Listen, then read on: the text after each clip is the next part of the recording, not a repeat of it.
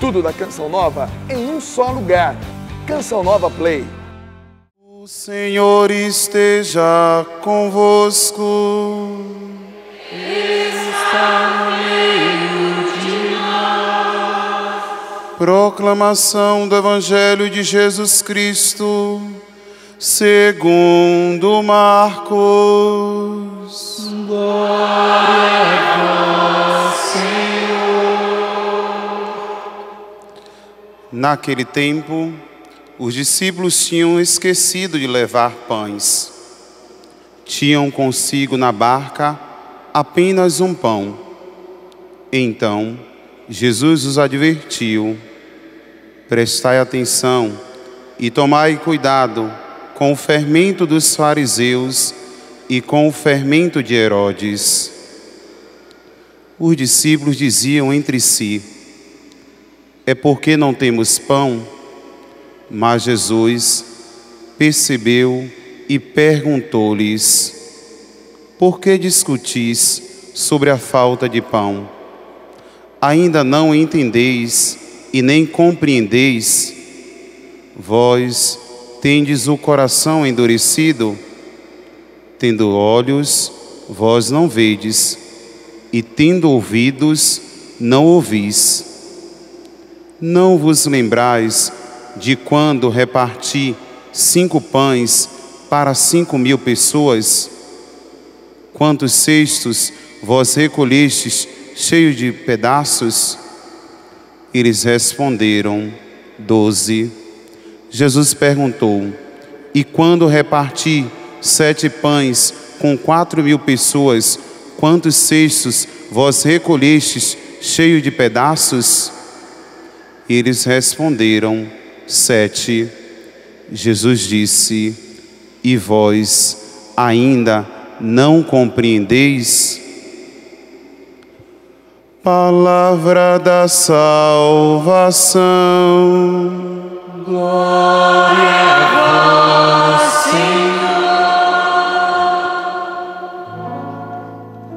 Aplaudamos a palavra de Deus. Bem-aventurado é aquele a quem ensinais vossa lei.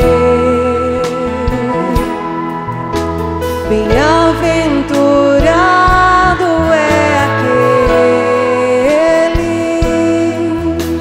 a quem ensinais vossa lei.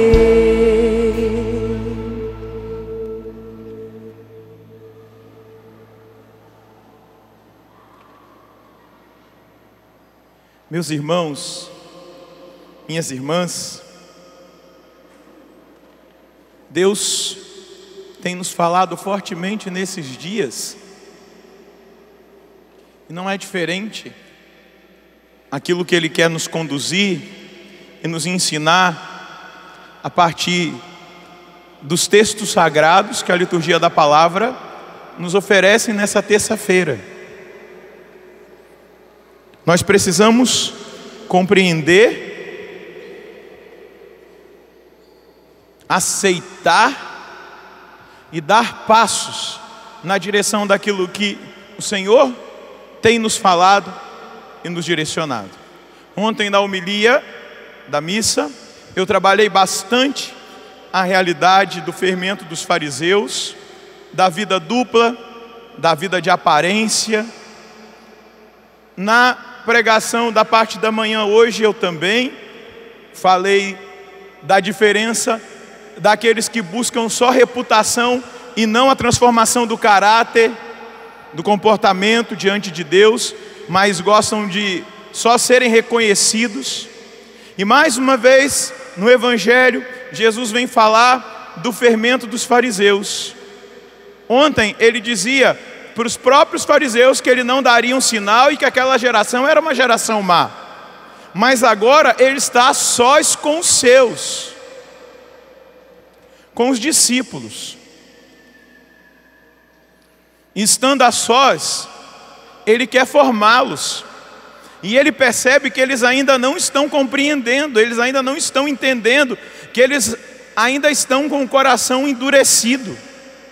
E Jesus fala do fermento dos fariseus, acautelai-vos do fermento dos fariseus, e Jesus fala do fermento de Herodes.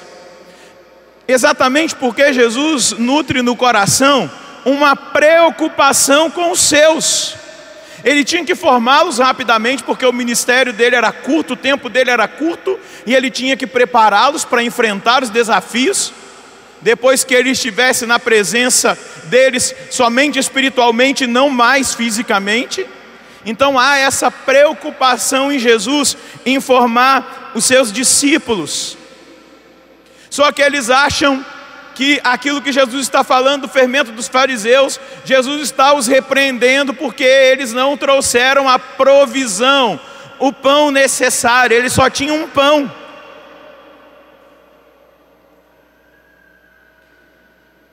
E aí Jesus diz para eles: mas ei, vocês não conseguem entender? Vocês não estão lembrados que eu já multipliquei 2 vezes os pães diante dos olhos de vocês? Vocês ainda não estão entendendo o que eu quero lhes dizer.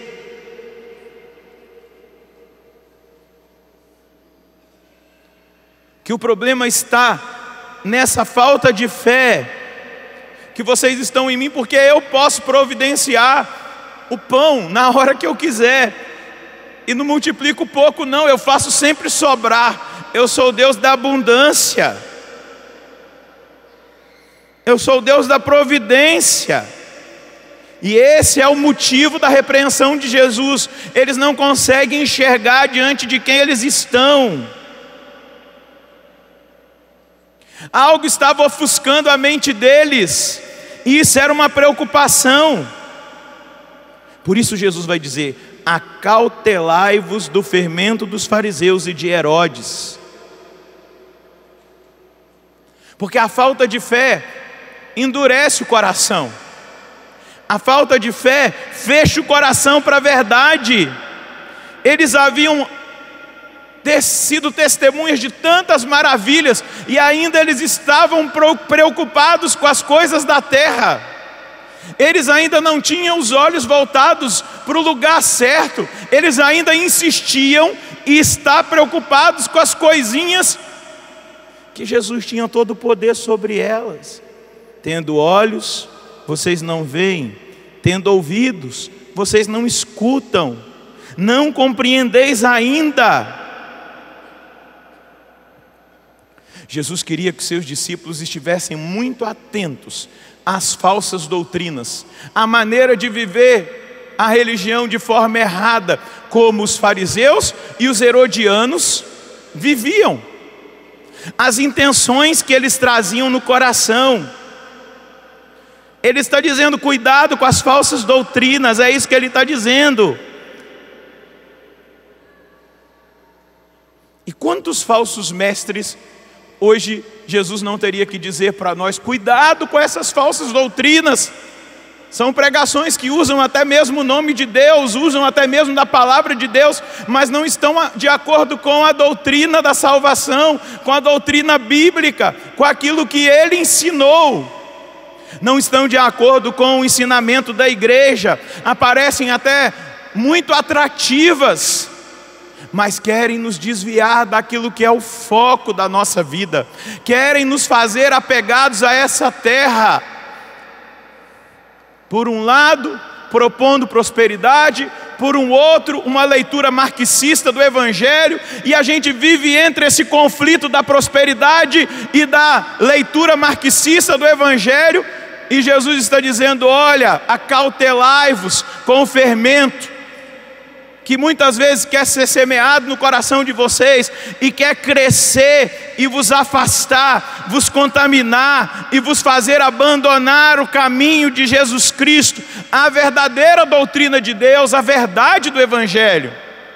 Mas espera lá, o que é esse tal fermento dos fariseus que Jesus está dizendo aqui que os seus discípulos têm que se acautelarem? Era uma doutrina que desprezava a essência para viver da aparência.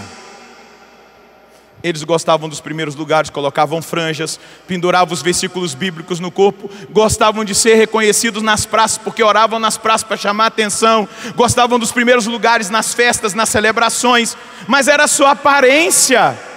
Jesus está dizendo exatamente isso: acautelai-vos desse jeito de viver, porque eles só querem alcançar a popularidade, eles não querem alcançar os favores de Deus. Vocês estão lembrados daquilo que está escrito no Evangelho, quando Jesus, se eu não me engano, no Evangelho de Lucas, no capítulo 18, quando Jesus conta a história do publicano. Quem é o publicano? Um pecador público, e de um fariseu que vai orar no templo.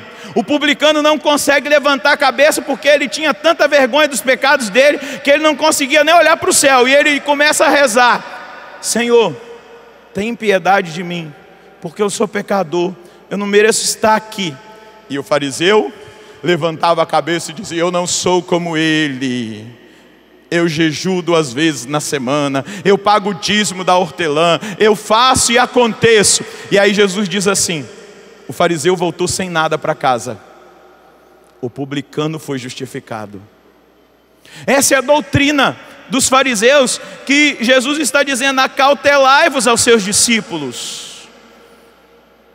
Acautelai-vos. Lá em Mateus 23, 25 seguintes, ele vai dizer: ai de vós, escribas e fariseus hipócritas, porque limpais o exterior do copo e do prato, mas o interior está cheio de rapina e de iniquidade. Fariseu cego, limpa primeiro o interior do copo e do prato, para que também o exterior fique limpo. Jesus está repreendendo a fé de aparência e não a fé da essência transformada. Eu só estou repetindo, martelando na sua cabeça, para que a coisa se fixe em você. A essência é que revela se temos Deus ou não na nossa vida. Não é a aparência. Eu posso andar bonitinho, todo arrumadinho, de klezma preto, igual eu gosto de andar, de preto da cabeça aos pés, até a meia. Se olhar e falar: nossa, que padre lindo, parece um santo, já está quase canonizado. Deus até cura nas missas que ele celebra na quarta-feira. E você olhar para mim e falar: nossa, esse padre aí, quando ele morrer, ele vai ser canonizado. Você está olhando a aparência, mas é a minha essência que vai me dizer se eu sou de Deus ou não. Não é a minha aparência bonitinha. Olha os seminaristas como é que estão, tudo bonitinho, arrumadinho. Bonitinho é um feio arrumadinho, né? Tão bonito. Não é? É a casca, mas é a essência que vai dizer se eu tenho Deus ou não na minha vida. Quando eu não preciso impressionar ninguém, quando eu estou diante de uma situação e eu consigo dar uma resposta diferente, quando eu sei tratar os meus irmãos, quando eu sou respeitoso, quando eu sei acolher, quando eu sei amar de verdade, amar na verdade e amar na misericórdia. É a minha essência, não a minha aparência, que vai dizer se eu tenho Deus ou não na minha vida, ou se a minha vida é só aparência, como dos fariseus. Eu fico imaginando como eles se vestiam, como eles se comportavam naquela época de Jesus. Até no filme da Paixão dá para ver as roupas que eles vestiam, né? Impressionava. Mas e o coração? E a essência? É a essência e não a aparência que vai dizer se eu sou ou não de Deus, se Deus está ou não na minha vida. É por isso que Jesus está dizendo para os seus discípulos: cuidado com fermentos fariseus, senão vocês vão viver de aparência. Olha só, nós somos discípulos de Jesus Cristo, meu irmão. Aquele cara que fez Lázaro ressuscitar depois de 4 dias, nós somos seguidores deles. Vocês lembram quando Jesus enviou os 72 e eles voltaram? Nós expulsamos os demônios em teu nome, aleluia! Curamos um monte de gente. Pregação poderosa, carismática. Jesus parece que é...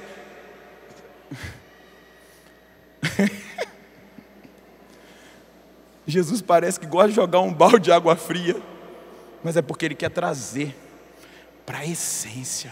Espera aí, eu não quero saber se vocês expulsaram os demônios em meu nome. O mais importante é que os vossos nomes estejam escritos no livro da vida no céu.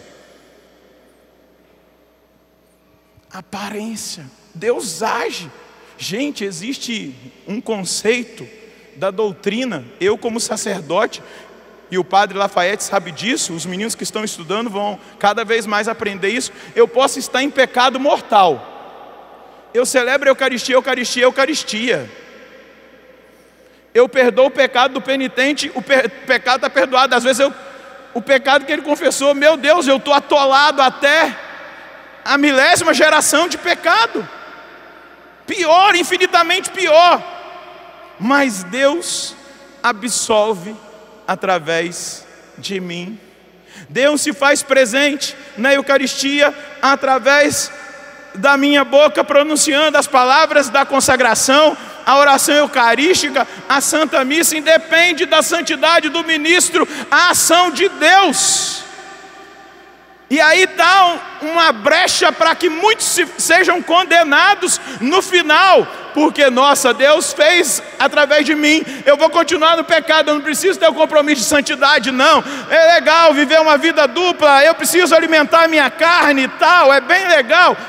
Mas Jesus diz: nem todo que me diz Senhor, Senhor entrará no reino. Mas nós curamos em teu nome, nós profetizamos em teu nome, nós expulsamos os demônios em teu nome. Espera aí, mas eu não te conheço. Essa é a fé farisaica, a fé de aparência, de impressionar, de querer impressionar. Mas o que vale para Deus é a essência, é o que revela se nós temos ou não temos Deus em nosso viver. E aí eu preciso dizer para você, nunca despreze a essência do cristianismo, que é uma vida cheia do Espírito Santo, que é uma vida transformada pelo poder do Espírito Santo. Aquilo que nós usamos a linguagem vida nova, novo nascimento.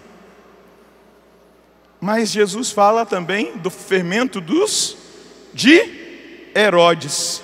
E existiam aqueles que estavam ali ao redor, religiosos, que eles defendiam a doutrina de que vale tudo pelo poder e pela manutenção do poder. Vale mentir, vale roubar, vale trair e até matar, porque foi o caso de Herodes. Eu preciso dizer para você, tenha cuidado com o fermento de Herodes, porque ele é muito sutil, principalmente dentro da igreja, quando as pessoas da igreja começam a correr atrás de cargo, de nome, e aí vale tudo para eu me manter naquela posição.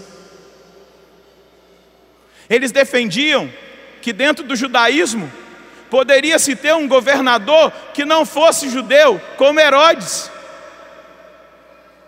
Tudo por causa do benefício que esse governador dava para eles. Acautelai-vos do fermento de Herodes. Tenha cuidado com o fermento de Herodes. O trabalho e a honestidade precisam preceder a honra que vem de Deus. Deus levanta os seus do jeito que Ele quer. Acautelai-vos, porque um pouco de fermento fermenta toda a massa. Diga para quem está do seu lado: toma cuidado, meu irmão. Toma cuidado, minha irmã. Segura na mão dele. Toma cuidado.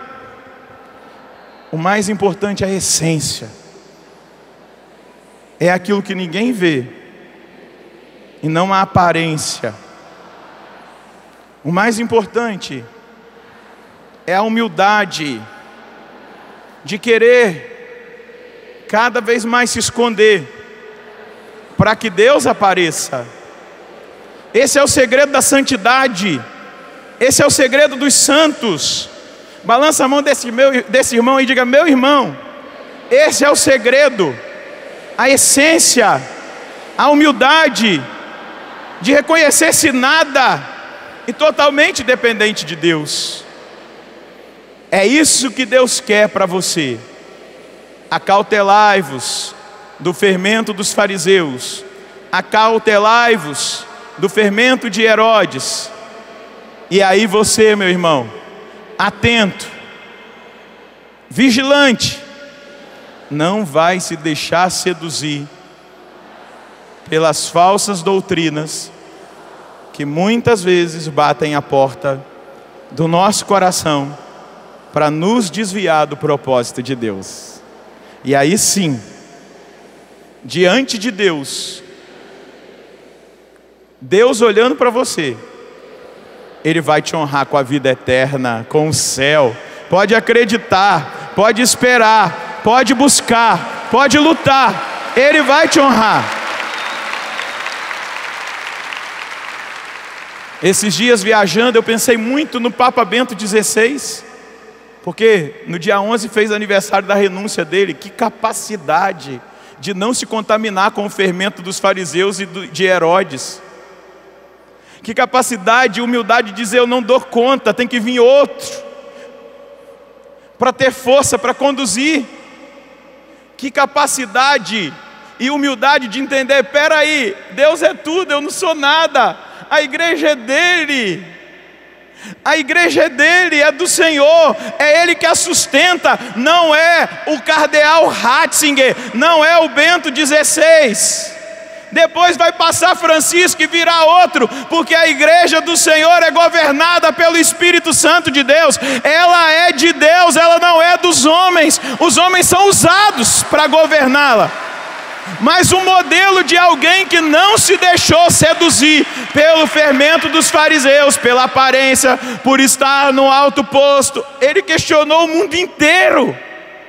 Como o homem que detém o poder mais importante da face da terra, talvez o homem mais importante naquele momento da humanidade, que tem mais autoridade,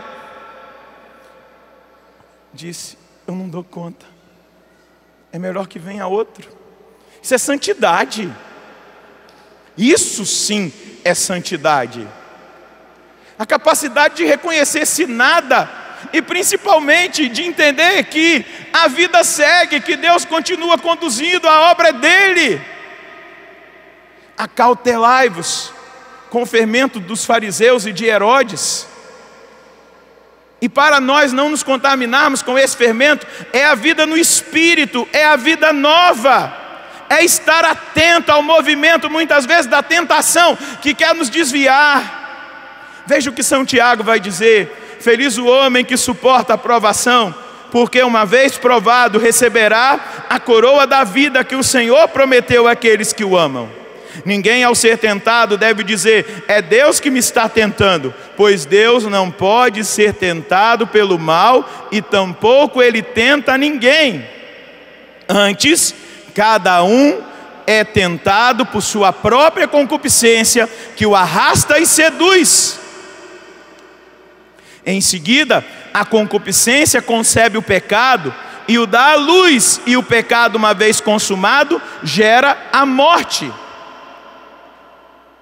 São Tomás de Aquino, ele vai dizer que o ofício do demônio é tentar. Esse é o ofício próprio do demônio. Se você acha que o demônio gosta de ficar arrastando mesa por aí, fazendo barulho, o principal ofício do demônio é tentar o homem para desviá-lo do caminho da salvação. Tentar o homem para desviá-lo do caminho da salvação.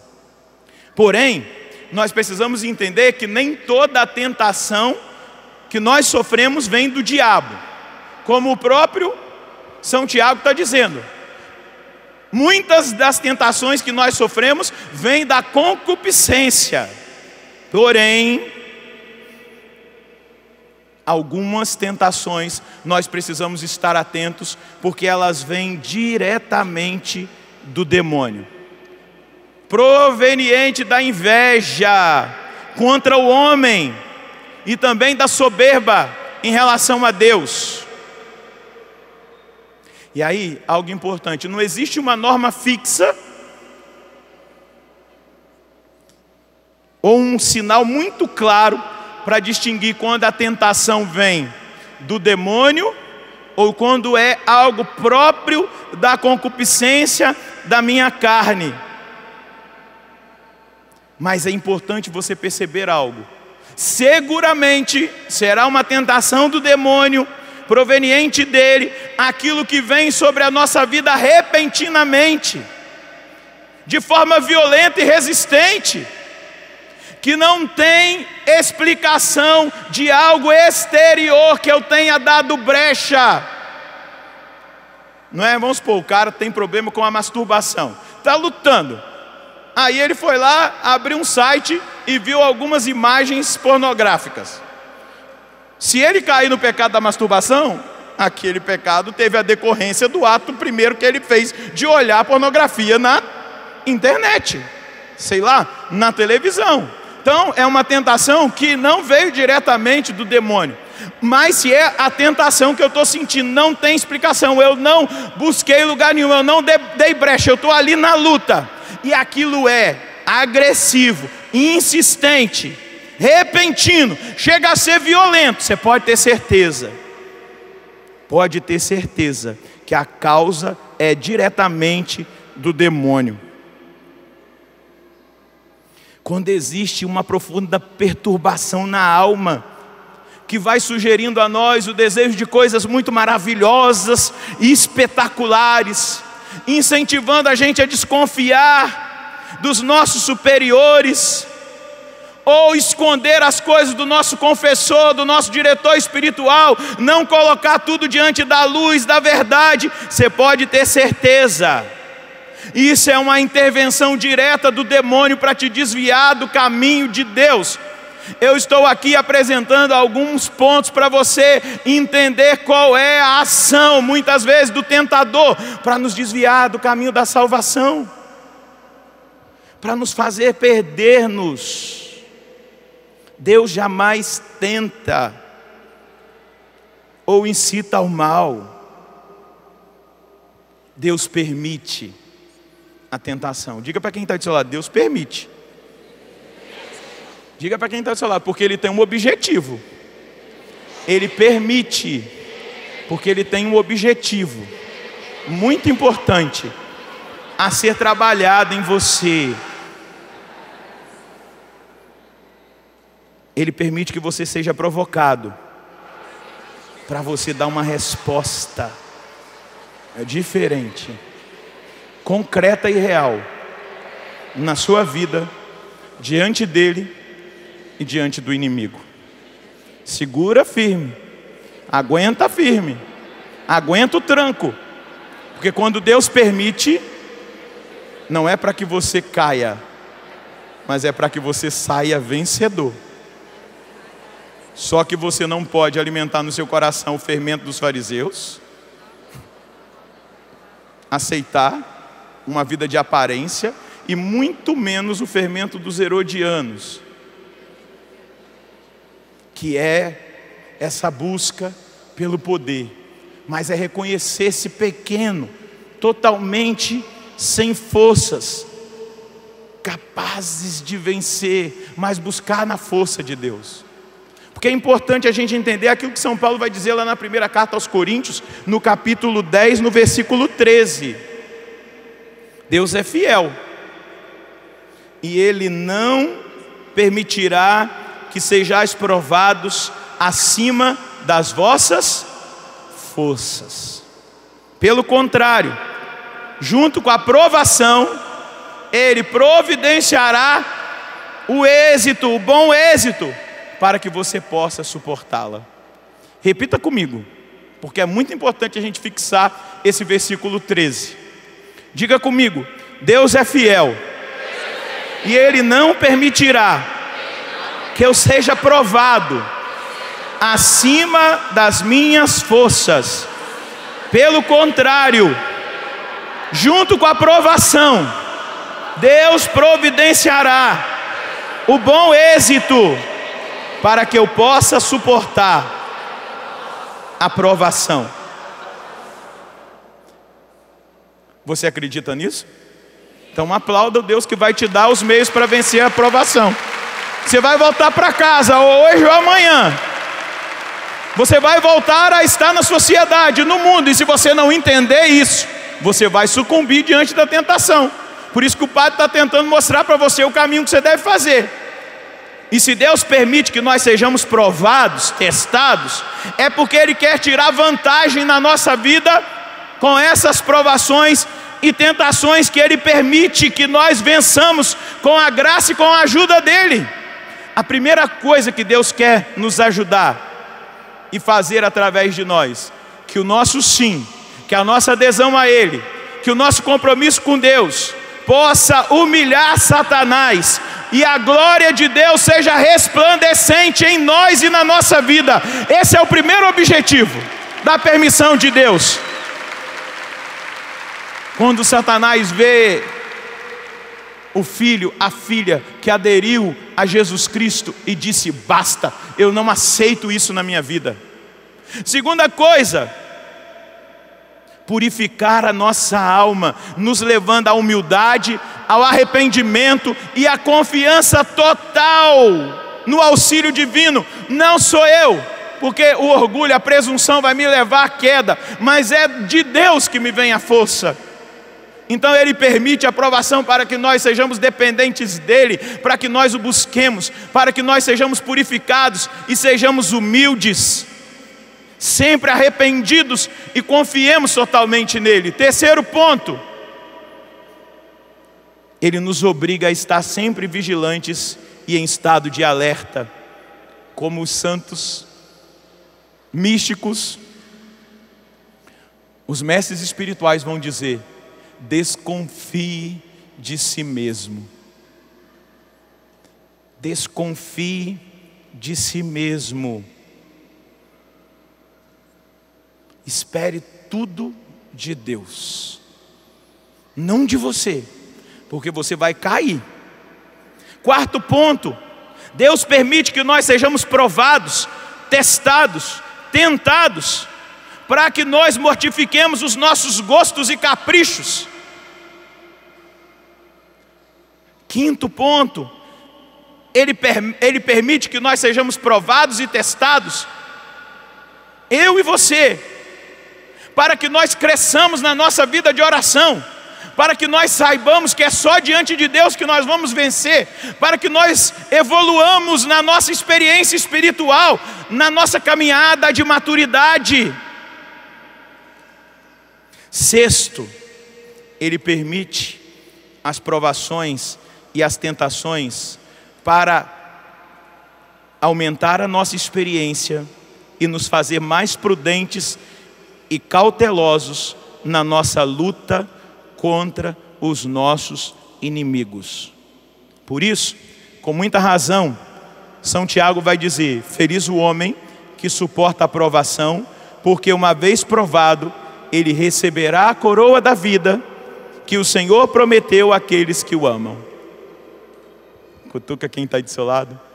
Depois de vencer a prova, o Senhor providenciará para você a coroa da vida, reservada àqueles que escolheram amar mais a Deus do que as paixões, do que a vida carnal, do que as tentações. Cutuca esse irmão aí. Você, se perseverar, receberá a coroa da glória que Deus tem reservado para aqueles que o amam. Você será coroado, a coroa da vitória daquele que resistiu. Mas é preciso compreender que essas vantagens nós só iremos receber se nós nos deixarmos adestrar na luta, com o fim de obter a vitória mediante a graça de Deus, o auxílio de Deus, e não as nossas próprias forças. Não as nossas próprias forças. Por isso, não dialogue com o tentador. Veja o que aconteceu com Eva ali, naquele relato do Gênesis 3, está toda a psicologia da tentação. Não se dialoga com o tentador, não entra em diálogo com ele. Resista imediatamente. Santo Afonso Maria de Ligório, quando ele escreve o Tratado da Castidade, ele diz assim: quando nós somos tentados na nossa sexualidade, quando começa a vir os pensamentos, comece a invocar imediatamente os nomes de Jesus e Maria e não permita que o pensamento avance, até começar a provocar reações, não é? De excitação, de reações no organismo, no corpo.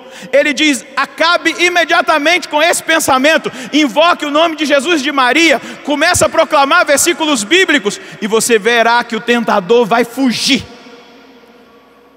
Não dialogue. Eva abriu diálogo com o tentador, e aí ele começou o diálogo com a mentira. É verdade que Deus proibiu vocês de comerem de todos os frutos da árvore do jardim? Porque ele é assim, ele vai nos engabelando, ele vai nos seduzindo, ele vai querendo ocupar território, terreno, e a tática dele continua sendo a mesma, e ele vai começar a nos questionar, e aí a gente vai começar a permitir o diálogo, ele se insinua. Agora, se naquele momento que começou a tentação, se Eva tivesse cortado no ato, não, ele disse que é para não comer da árvore do centro. Acabou, sai daqui, eu não quero diálogo. Porque é assim que nós temos que fazer, é cortar o mal na raiz, não dialogar com a tentação. E aí, porque muitas vezes a gente dialoga, a gente cede terreno, aí a tentação vai se tornando mais forte. Não, não é isso não. Na verdade, Deus sabe que se vocês comerem do fruto da árvore do centro, do jardim, do conhecimento do bem e do mal, vocês serão como Deus. Irmãos, é assim. A gente se sente quando cede. A tentação, ela vem dizer que a gente vai ser como Deus, e na hora ali do pecado, quando a gente cede, a gente parece mesmo que é divino. O drogado, quando está a droga está lá no topo, ele se sente o cara mais poderoso. O traficante se sente o cara mais poderoso quando ele está com a arma. Aquele que se prostitui se sente o mais poderoso quando está no ato da prostituição. Por quê? Sereis como Deus. E se a gente dialoga, cede espaço, a serpente vai ocupando o espaço, vai gerando no nosso coração a dúvida. Deus sabe, se vocês comerem, vocês serão como Deus, vocês se sentirão os todos poderosos. Esse negócio de ficar obedecendo mandamento, obedecendo lei de Deus, deixa de ser bobo. Aproveita, sinta o prazer, sinta a força da paixão, sinta o gosto do desafio, se lança. É assim que o demônio sempre vai fazer. E como nós temos o egoísmo em nós, o egocentrismo, a gente vai querer fazer sempre a nossa vontade se nós não estivermos atentos. Aí acontece a vacilação, imediatamente por causa do diálogo e do espaço que a mulher deu. Ela viu que o fruto era bom e o que ela faz? Come e dá para o homem. Mas falhou. Falhou. Ao invés de se sentirem como Deus, se sentiram umas pessoas mais vazias da face da terra. Você já teve uma queda brusca em algum pecado mortal em que na hora foi demais e depois você sentiu a pior pessoa da face da terra? Foi o que eles sentiram. Acharam que iam se sentir e serem como Deus, e o que eles experimentam? O vazio.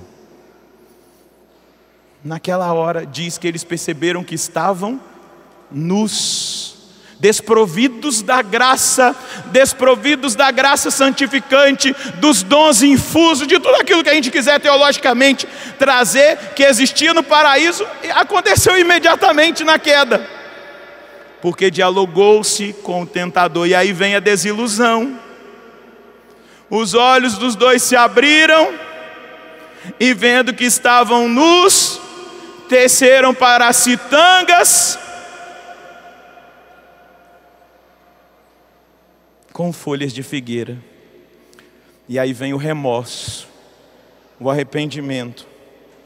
Quando ouviram o barulho de Deus, a brisa da tarde, passeando pelo jardim, eles se esconderam, se encheram de vergonha. E Deus diz: ei, Adão, onde estás?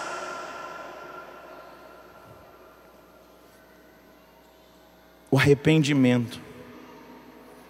Mas é necessário, meu irmão, minha irmã, tendo consciência da psicologia da tentação, nós temos que resistir diante do tentador desde o primeiro momento. Porque se você der espaço, você vai cair. Diga para quem está do seu lado: resista desde o primeiro instante. Não dialogue. Desculpa, eu vou usar essa palavra na missa, eu não deveria, mas eu vou usar. Assim mesmo. Diga para esse irmão: não dialogue com sem vergonha do diabo. Porque esse maldito vai fazer você cair se você abrir diálogo com ele.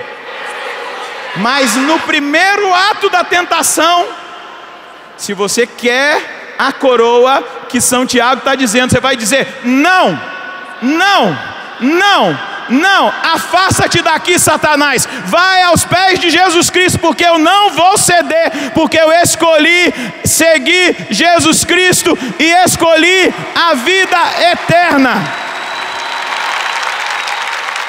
Acautela-te, querido, do fermento dos fariseus e dos herodianos. Renda-se com humildade diante da presença do Senhor. E eu quero motivar você na vitória. E vou concluir a homilia com uma história que eu gosto muito, já devo ter contado em muitas pregações, mas não tem problema, porque demonstra que quando nós tomamos a decisão, demonstra que Deus está conosco na nossa decisão, e demonstra que sim, nós podemos resistir a todas as tentações do demônio. Tem um santo que eu sou devoto dele, se chama Antão. Já ouviu falar? Santo Antão. Santo Antão, ele foi profundamente tentado pelo demônio a deixar o caminho de Deus, porque ele era muito rico. Os pais morreram, só estava ele e a irmã. E um dia ele foi na capela fazer uma oração, e lá naquele momento de oração ele abriu o evangelho do jovem rico. E o evangelho naquele dia tocou no coração daquele jovem, e Jesus dizia: vai, vende tudo que tens, dá aos pobres, vem e segue-me. E então imediatamente se levantou daquela igreja e tomou a firme decisão de vender tudo que ele tinha, as propriedades que o pai tinha deixado, fazendas, o dinheiro que ele possuía. Ele pegou tudo, pegou uma parte, deu para a igreja, para uma comunidade cuidar da irmã dele que era menor, deu o resto para os pobres e foi para o deserto seguir Jesus Cristo. E lá no deserto Satanás tentou desviar Antão do caminho, ao ponto de Satanás se materializar na figura de animais. E Antão estava numa grande luta, ele morava numa caverna, numa grande luta com o demônio, que ele desfaleceu, ele perdeu as forças. E tinha um amigo que se aproximava sempre do lugar onde Antão ficava para levar pão para ele comer, porque ele só comia pão, fazia jejum diário. E aí ele encontrou Antão caído. E diz o livro que Santo Atanásio escreveu sobre Santo Antão, é uma relíquia. Transportado por esse homem, ficou sozinho no interior da caverna, com as portas fechadas, como de costume. Muito fraco para se manter de pé, em consequência das feridas, orou deitado. Depois da oração gritou: eu então aqui estou, eu não fujo das feridas. Se me causares outras e mais numerosas, nada me separará do amor de Cristo. Depois salmodiou: ainda que um exército acampe contra mim, meu coração não temerá. Olha a fé desse homem. Olha a consciência de quem ele serve. E aí ele continua, Santo Atanásio contando: eis o que pensava e dizia o asceta, mas o inimigo que odeia o bem supremo da audácia dele em voltar, apesar de tantas feridas, convocou seus cães e lhes disse, arrebatado de ódio, de furor: vedes que nem pelo espírito de fornicação, nem pelas feridas, nós conseguimos fazê-lo desistir. Ao contrário, ele ousa contra nós. Ataquemo-lo, pois, de outra maneira. Aí Santo Atanásio diz: é fácil o diabo se revestir de diversas formas a fim de praticar o mal. À noite, os demônios fizeram, pois, alarido tal que todo o local aonde Antão estava tremia. As paredes da pequena habitação estavam como que rompidas, e os demônios irromperam, metamorfoseados em animais e répteis. Todo o lugar se encheu de espectros de leão, urso, leopardos, touros, serpentes, víboras, querendo atacá-lo. O touro parecia dar chifradas nele, a serpente rastejava, mas nem se aproximava. O lobo avançava, mas era contido. E todas essas feras de aparição faziam ruídos horríveis e mostravam disposições ferozes. Antão, fustigado, espicaçado por elas, sentia dores cada vez mais atrozes.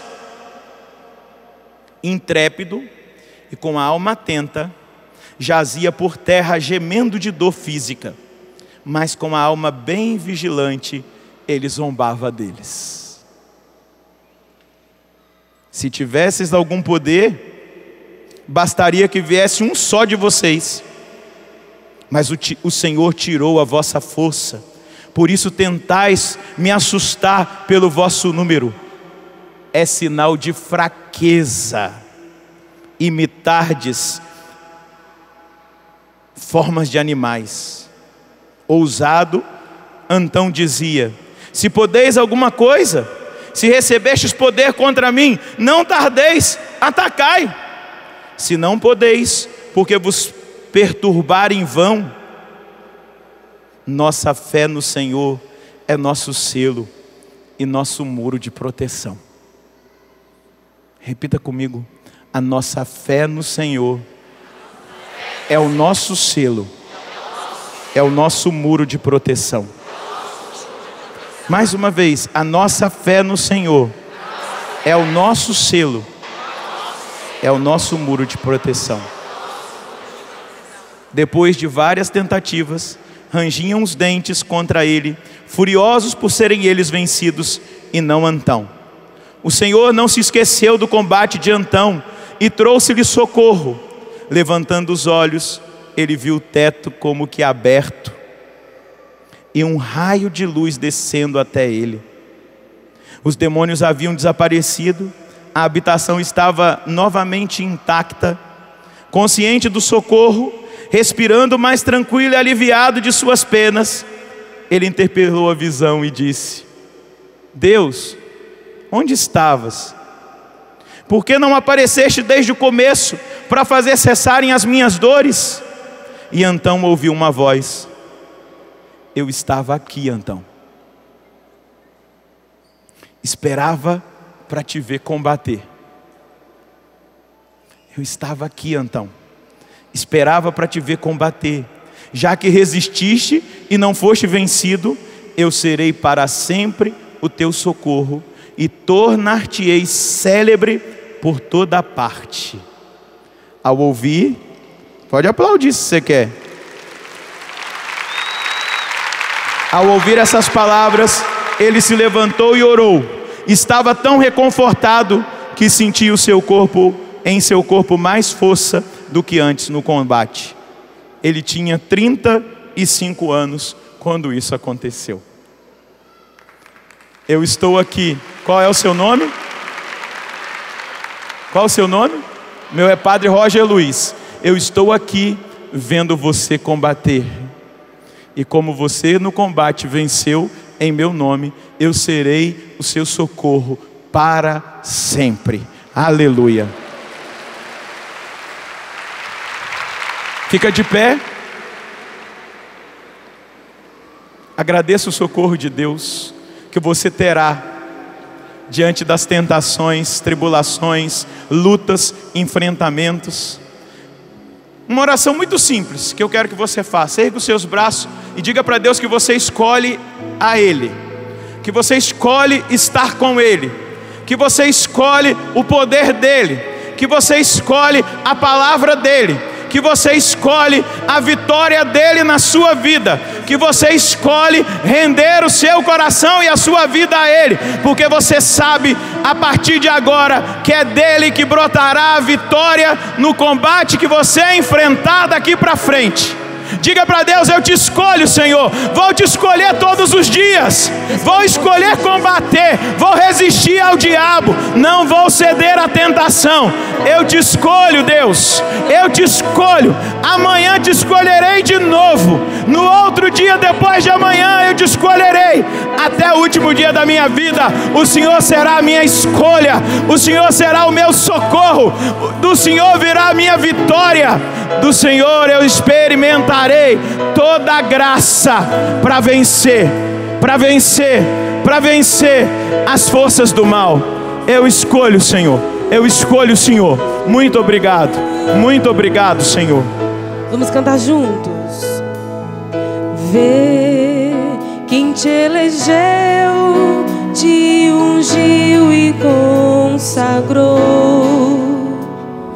Não temas, nos lábios santos teu nome ressoou. Não te chamou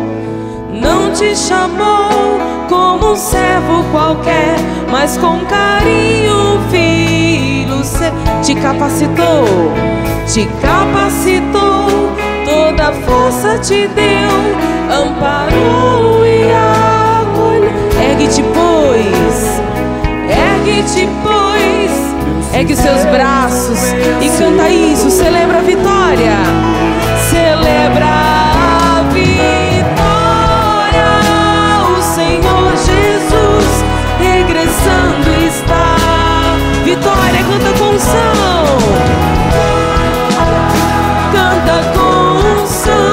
tua vida, celebra a vitória. O Senhor Jesus regressando está. Vitória, canta com unção, vitória, canta com unção. Só você celebra o Senhor Jesus. Vitória, canta com unção. Vitória, tua vida. Glória, a vitória de Jesus na sua vida, na sua caminhada. Aplauda a escolha do irmão que está aí do seu lado, porque ele escolheu Deus. Ele escolheu o lado certo. Diga para o irmão que está aí: você escolheu o lado certo. Amém. Louvado seja nosso Senhor Jesus Cristo. Para sempre seja louvado. Tudo da Canção Nova em um só lugar. Canção Nova Play.